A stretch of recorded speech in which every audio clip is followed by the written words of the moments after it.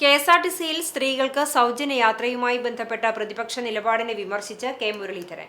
ഗുരുവായൂർ ക്ഷേത്ര ദർശനത്തിന് ശേഷം ശ്രീവത്സം അതിഥി മന്ദിരത്തിൽ മാധ്യമപ്രവർത്തകരുമായി സംസാരിക്കുകയായിരുന്നു അദ്ദേഹം.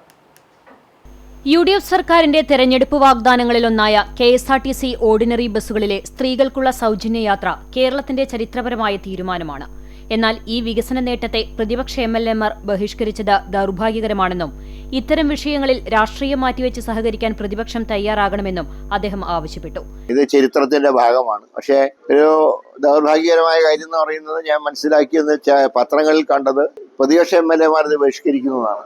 ഇങ്ങനെയുള്ള വികസന കാര്യങ്ങളിൽ പ്രതിപക്ഷം സഹകരിക്കണമെന്നാണ് ഞങ്ങൾക്ക് പറയാനുള്ളത്. കാരണം ഞങ്ങളുടെ ഇലക്ഷൻ വാഗ്ദാനമാണ്, അത് ഞങ്ങൾ നടപ്പാക്കും. ഇത് സമൂഹത്തിൽ എല്ലാവർക്കും കിട്ടുന്ന ഗുണമാണ്. അപ്പൊ പ്രതിപക്ഷം അതിനോട് സഹകരിക്കുകയാണ് വേണ്ടത്. പക്ഷെ ദൗർഭാഗ്യവശാൽ എന്തുകൊണ്ടോ ബഹിഷ്കരിക്കുന്ന വാർത്തയാണ് ഇന്ന് പത്രത്തിൽ കണ്ടത്. അത് ശരിയല്ല. UDF വോട്ട് ചെയ്തവരുണ്ട്, LDF വോട്ട് ചെയ്തവരുണ്ട്, BJPക്ക് വോട്ട് ചെയ്തവരുണ്ട്. എല്ലാവർക്കും ഒരേ നിയമമാണ്. അതിനോട് സഹകരിക്കുകയായിരുന്നു വേണ്ടത്. അത്രേ പറയുന്നു. നിപ പ്രതിരോധ പ്രവർത്തനങ്ങൾ പൂർണ്ണമായും നിയന്ത്രണ വിധേയമാണെന്ന് മന്ത്രി വ്യക്തമാക്കി. കോഴിക്കോട് DMOയുടെ ചാർജുള്ള ഉദ്യോഗസ്ഥൻ അവിടെയുണ്ട്. റിയാസിന്റെ നിർദ്ദേശപ്രകാരം DMOയുടെ നിയമന കാര്യത്തിൽ ഇന്ന് തന്നെ നടപടി സ്വീകരിച്ചിട്ടുണ്ട്. രോഗം പടരാതിരിക്കാൻ സർക്കാർ ജാഗ്രത പുലർത്തുന്നുണ്ടെന്നും പരിശോധനകൾ വ്യാപിപ്പിച്ചിട്ടുണ്ടെന്നും അദ്ദേഹം അറിയിച്ചു. DMO ഉണ്ടല്ലോ, അവിടെ DMOന്റെ ചാർജുള്ള വ്യക്തിയുണ്ട്. ഞാൻ ഇത് കൺട്രോൾഡാണ്. എന്താണ് ഈ പ്രതിപക്ഷത്തിന് ഇത് വ്യാപിക്കാനാണോ അവർ ആഗ്രഹിക്കുന്നത്? 30 പേരെ പരിശോധിച്ച് 29 നെഗറ്റീവ്. പിന്നെ അവിടെ നിന്നതാക്കേണ്ട ആവശ്യം എന്താ? അപ്പോ അത് വെറുതെ ജനങ്ങളുടെ മുമ്പിൽ സ്വയം പരിഹാസ്യരാവരുത്. നേരെ മറിച്ച് മന്ത്രിയില്ല, ഇത് രോഗം വ്യാപിക്കുന്നത്, അങ്ങനെയൊക്കെയാണെങ്കിലേ കുറ്റപ്പെടുത്തുക. ഇല്ല, ഇപ്പോഴും ടെസ്റ്റ് നടത്തുന്നുണ്ട്, ഞങ്ങൾ ടെസ്റ്റ് വ്യാപിപ്പിക്കുന്നുണ്ട്. ഇതുവരെയായിട്ട് ഒരു കുഴപ്പം ഉണ്ടായിട്ടില്ല. അങ്ങനെ ഒരു ഇഷ്യൂ വന്നാൽ തീർച്ചയായും ഞങ്ങൾക്ക് അവിടെ ഉണ്ടാവും. അവിടെ DMO ഉണ്ട്, ഇൻചാർജ് ഉണ്ട്. സ്വർണ്ണക്കൊള്ളയുമായി ബന്ധപ്പെട്ട് SITയുടെ ചാർജ് ഷീറ്റ് സമർപ്പിച്ച ശേഷം മാത്രമേ സർക്കാർ തുടർ നടപടികൾ ഇടപെടുകയുള്ളൂ. നിലവിൽ കേസ് ഹൈക്കോടതിയുടെ പരിഗണനയിലാണെന്നും ചാർജ് ഷീറ്റിലെ വിവരങ്ങൾ തൃപ്തികരമല്ലെങ്കിൽ സർക്കാർ ഇടപെടലുകൾ ഉണ്ടാകുമെന്നും അദ്ദേഹം പറഞ്ഞു.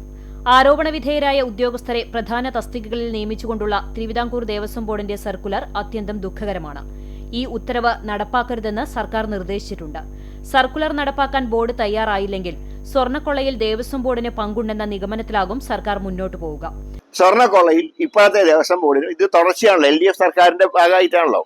ജയകുമാർ എന്ന് പറഞ്ഞാൽ തികച്ചും നിഷ്പക്ഷനായിട്ടൊരു ആളായതുകൊണ്ടാണ് ഞങ്ങളൊന്നും പ്രതികരിക്കാതിരുന്നത്.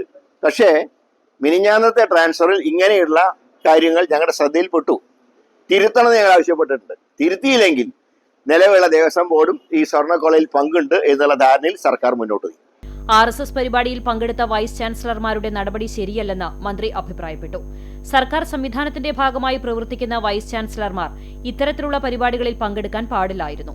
ഇക്കാര്യത്തിൽ മുഖ്യമന്ത്രി നൽകിയ പരാമർശത്തിന്റെ പേരിൽ മാപ്പ് പറയേണ്ടത് പ്രതിപക്ഷ നേതാവാണെന്നും അദ്ദേഹം കൂട്ടിച്ചേർത്തു. അപ്പോൾ മുഖ്യമന്ത്രി മാപ്പ് പറയണമെങ്കിൽ ആദ്യം പ്രതിപക്ഷ നേതാവ്, അതിനകത്ത് 4 പേര് പങ്കെടുത്തു, ഇപ്പൊ 3 പേരെ പങ്കെടുത്തിട്ടുള്ളൂ. പക്ഷെ അത് ശരിയല്ല. ഒരു മതത്തിന്റെ മാത്രം പേര് പറഞ്ഞ് നടത്തുന്ന സമ്മേളനങ്ങളിൽ എല്ലാ വിഭാഗത്തിനും വിധാനം ചെയ്യുന്ന യൂണിവേഴ്സിറ്റികളിലെ VCമാർ പങ്കെടുക്കാൻ പാടില്ല. VCമാരാണ് പങ്കെടുത്തത്.